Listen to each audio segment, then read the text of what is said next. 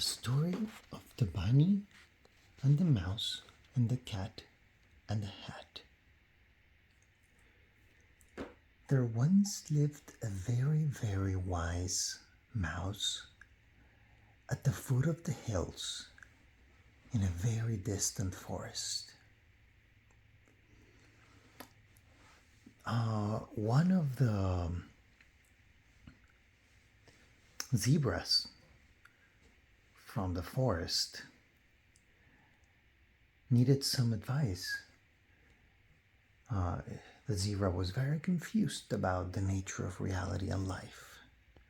And so, after trying to discuss his concerns with his fellow zebras and not finding any satisfying answer to his questions, he decided to venture on a journey to visit the famous wise mouse that lived at the bottom of the hill.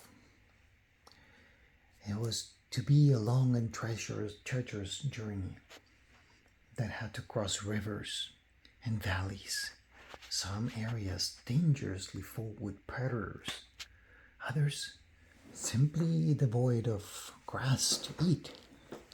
But nevertheless, the zebra was determined to find the wise mouse. The zebra really needed to ask the wise mouse the important questions in life. And so it was that after many days of journeying, harsh environments, where sometimes the zebra thought that it was going to be very difficult to fulfill his mission, she managed to reach the foot of the mountain and started asking around. "Hey, little bird, have you heard about the wise mouse?" "Ooh, the wise mouse," said the owl. "Of course I have heard of him. I would never dare eat him. He's too important for us. As you know, I'm an owl and I eat mice, but not this one. Could you take me to him?" "Oh, I'm sorry, I could not. If I did, I'm afraid I might be tempted to eat him. And that wouldn't be too nice, wouldn't it?" "Oh, no, of course," said the zebra, and kept walking. Hey, little monkey, have you heard about the wise mouse?" "Oh, of course, the wise mouse. He is indeed very wise." "Oh, I'm glad you know about him. Where is him?" "Know about him? Well, I don't exactly know about him. I mean, I've heard about him." "You asked if I have heard about the wise mouse, and yes, I have. But I've never seen him." "Oh, so you wouldn't know where he is?" "I'm sorry, but nope, I wouldn't know where he is. I can take it to a squirrel that I know. She tells great jokes." No thank you," said the zebra, and kept walking along the side of the mountain.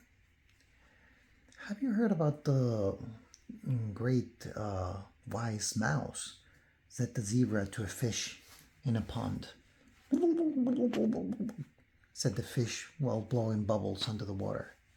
"I'm sorry, fish, but I cannot understand you." "Would you know where I can find him?" said the fish as he blew bubbles and swam away. And so he fell asleep. And when he woke up, he saw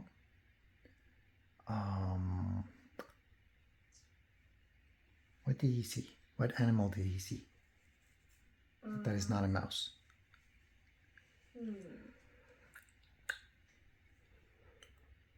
Another zebra. I know. No. She was the only zebra. A cat. No, the cat is part of the Cat in the Hat. It cannot be a cat, cannot be a bunny, cannot be a mouse, and it cannot be the animals that she already talked to, which is a monkey, a fish, and an owl. What other animal? And it has to be a small animal. Okay, a possum. That's what I was thinking. Cool. All right. So when the zebra woke up, as she was looking for some grass to eat, she came across a possum. And she asked, "Hey, little possum, have you seen have you heard about the wise mouse?" And the possum went and played dead, because that's what possums love to do. "Oh, come on," said the zebra. "Tell me about the wise mouse." The possum kind of opened an eye, looked at the zebra, and pretended to be dead again. "Please," said the zebra. And the possum farted just to smell even like worse than death. "Ew," said the zebra and started running. Finally, when she was outside of the reach of the possum's smell, she found a snail. "I'm sorry, Mr. Snail.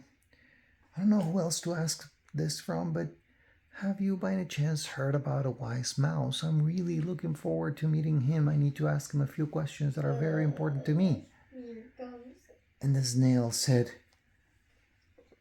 "The wise mouse, you say?"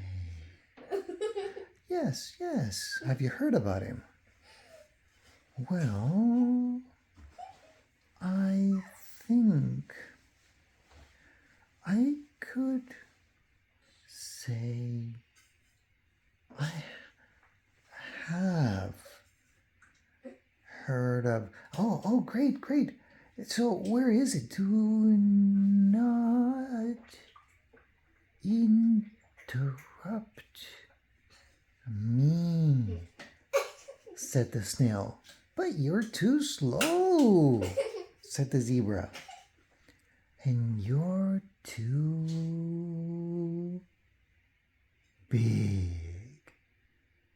But you don't see me complain about it." "Okay. Could you please point me to it?"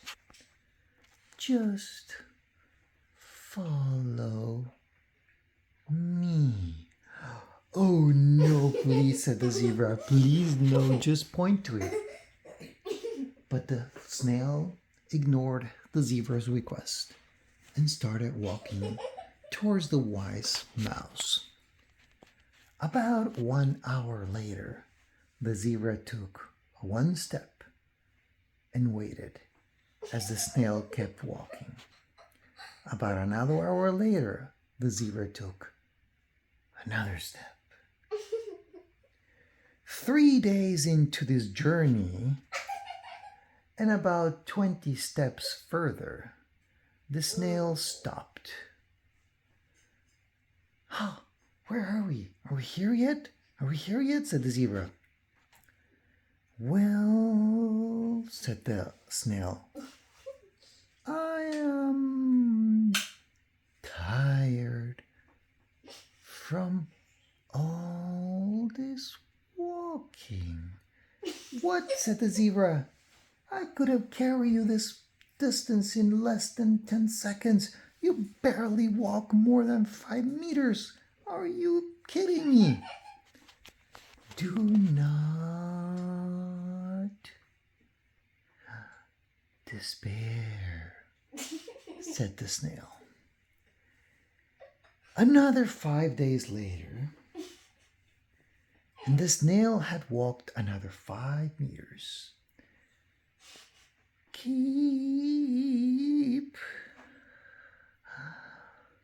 walking in that direction." And the snail went to take a nap. 2 hours later, he woke up. "Oh, you're still there. Keep walking and you will find. Yes, yes, yes, the zebra. The mouse in that direction. That direction over there, said the zebra. Is that direction the correct direction, said the zebra? And the snail said, yes, but I must warn. Okay, goodbye, said the zebra. And she took off running. You, said the mouse, never ask the wise mouse more than two. I, said the zebra from afar, not listening to what the snail was saying. Questions, tried to scream the snail from the distance, but the zebra, too desperate and impatient, didn't hear him. What did the snail say? To never ask the wise mouse more than two questions. He warned him. But the zebra was too impatient, so he didn't hear. It was only 1.5 more minutes of walking, which for the snail would have been about another month, but anyways, when she came across the hint. The hint was a huge sign that says, the wise mouse lives here. Ah, I could have never missed this. Great. And so he approached a tiny hole in the ground, put his big nose in front of the hole, and went, Zebras are kind of like horses. I'm not sure exactly what kind of noise they make, but I'll make it. And so the mouse came out. Who calls for the... No, I'm sorry. Who calls for the great white mouse? Said the white mouse. Me. I came here from so far away to patience, silence. The wise mouse will hear you now. But you must know the rule. Yes, I know. And, are you really the wise mouse? Yes, I am. And I must tell you that. Okay, so I can ask you my question now, right? Yes, but no. Wait, what? Said the zebra. I can only answer 2 questions. You've already asked them. No, said the zebra. You asked, are you really the wise mouse? I said yes. You asked, can I ask you questions? And I said yes, but no. Oh, said the zebra. She fell down on her butt and started crying.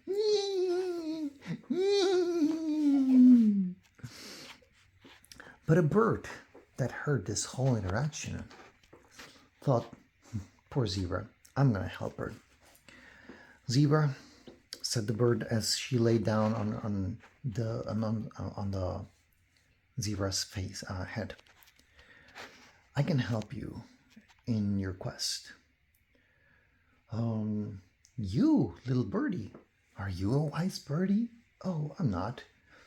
But I can point you to the wise mouse's guru, the one that taught the wise mouse everything.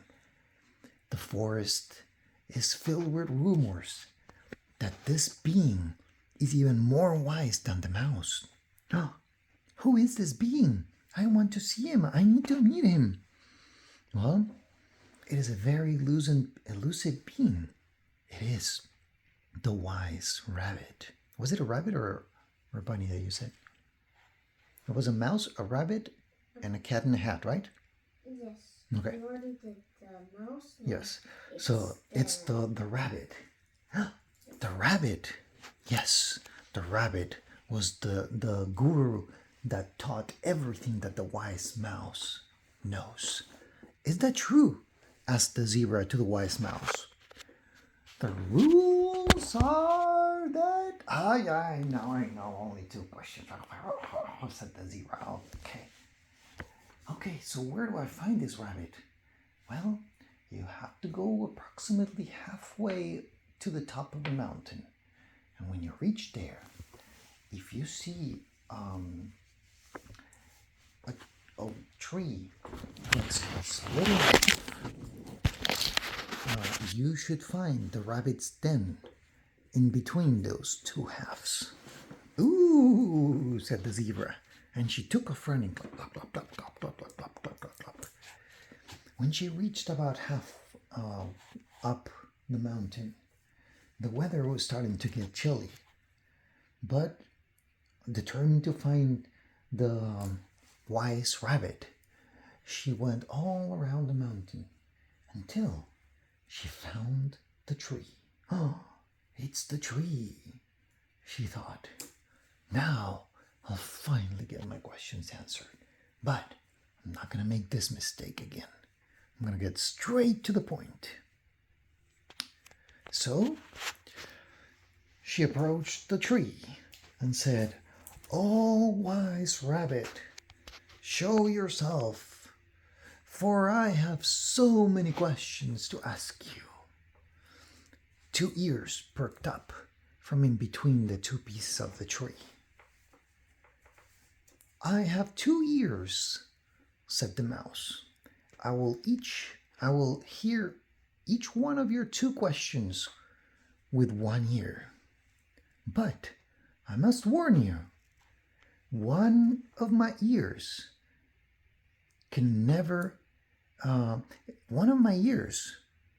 hears everything opposite.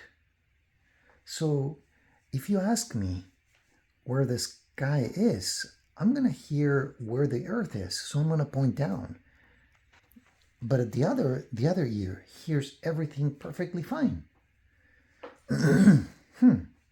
Said the zebra. All right. Well, my question is, dear rabbit, said the zebra as the rabbit bent one of his ears down and perked up the other to listen to the question. My question is, how can I be the happiest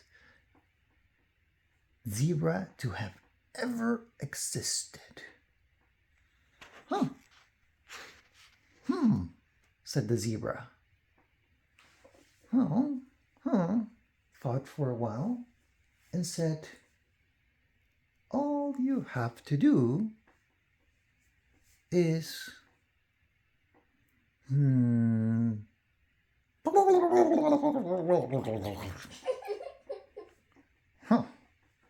said the zebra. That's a very weird answer. Is that the right ear? Said the zebra. And the bunny said, no, in fact, that was the wrong ear. Thank you for your second question. Goodbye. And plop, it went back into the hole. No, said the zebra. No, please, no. And she again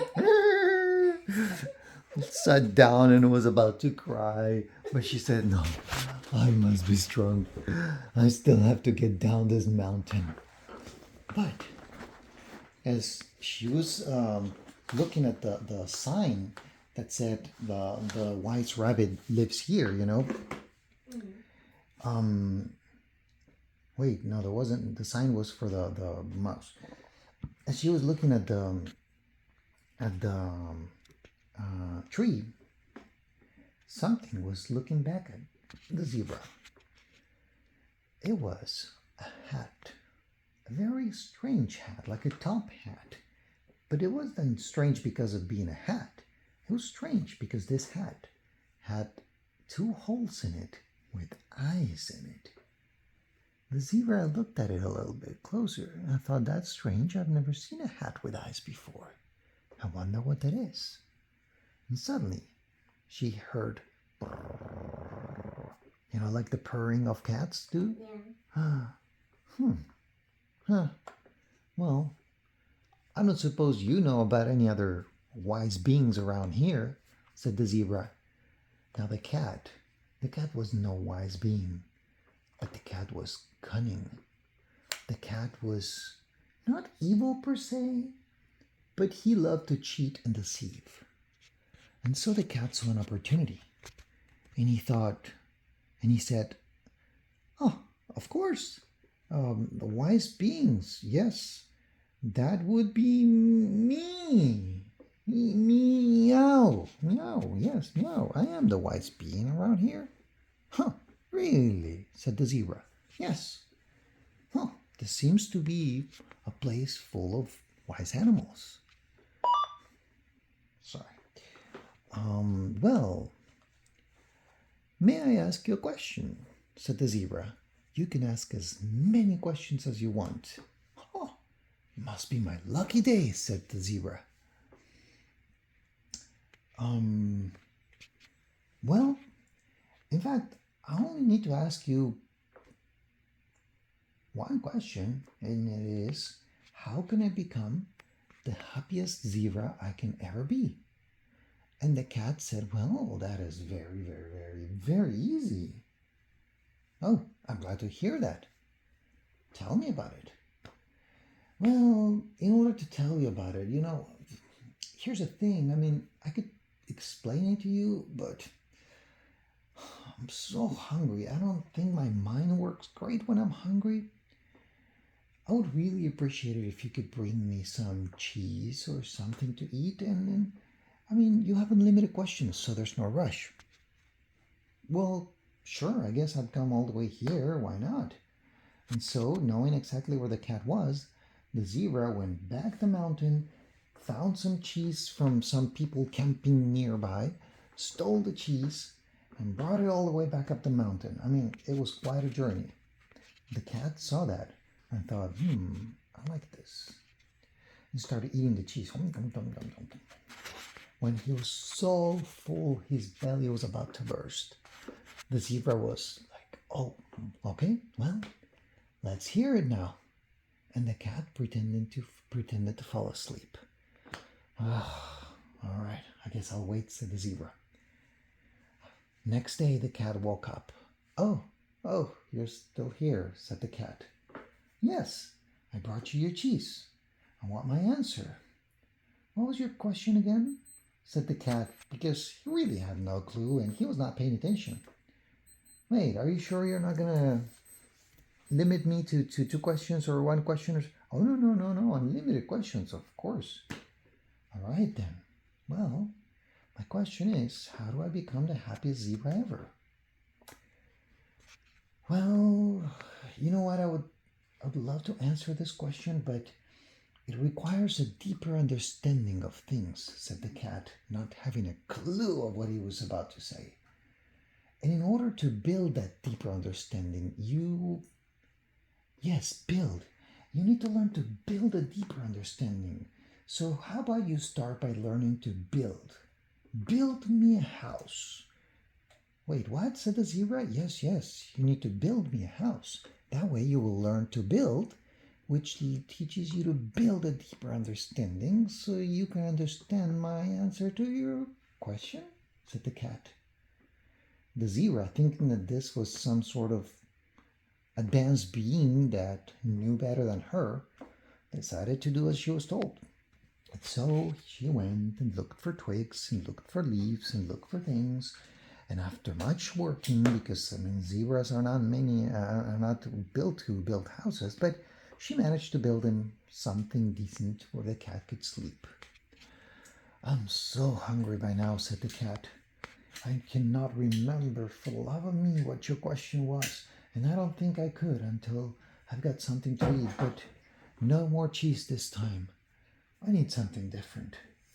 And so the zebra went back to the place where there were fish and grabbed the fish and brought it to the cat. And so the story kept going and going. The cat kept making up excuses and using the zebra, and the zebra kept building things and giving him things and bringing him food and sometimes protecting him from the rain. And sometimes the cat would jump on his back, and instead of walking, because the cat was really lazy, the zebra would transport him up and down in the mountain and everywhere.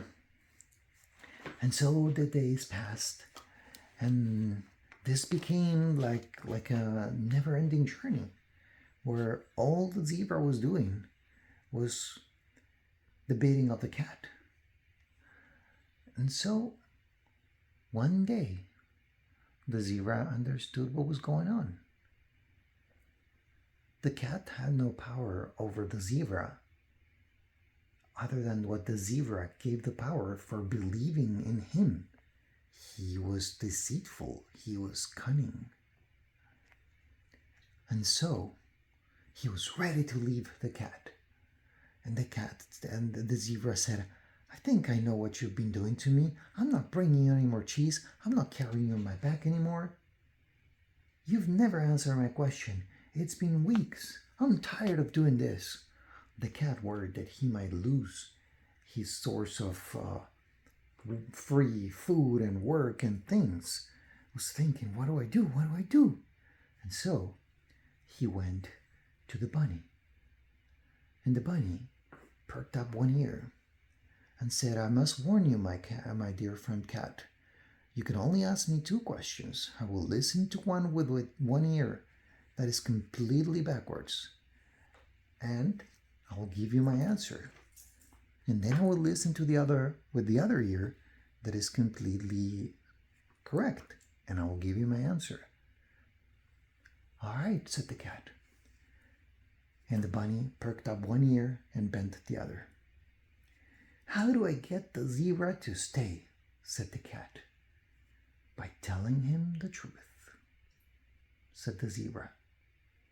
But what is the truth? Said the cat, not realizing that was not the second question that he wanted to ask. It's not the zebra. I'm sorry, the cat.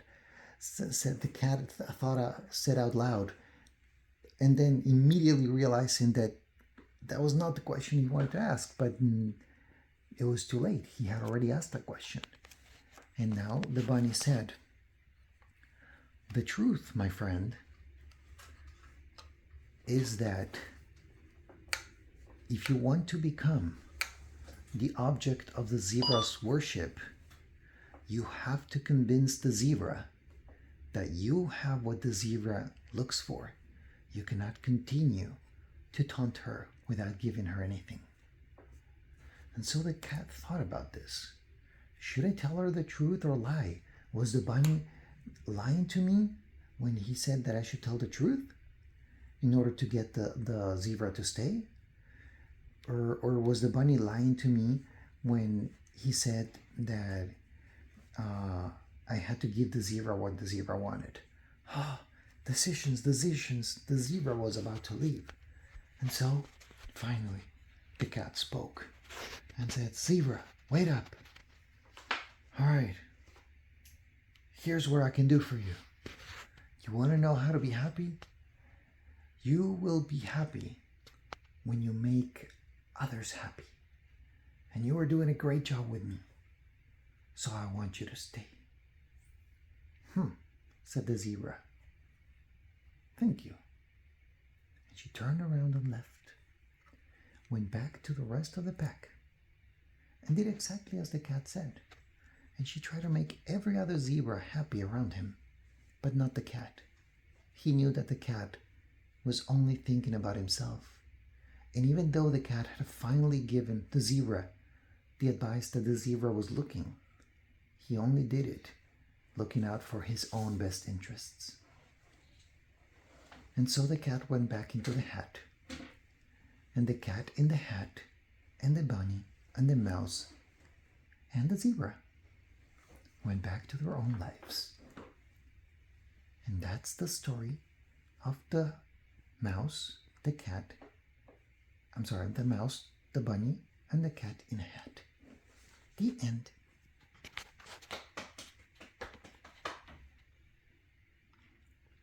Good night, Pequeñín.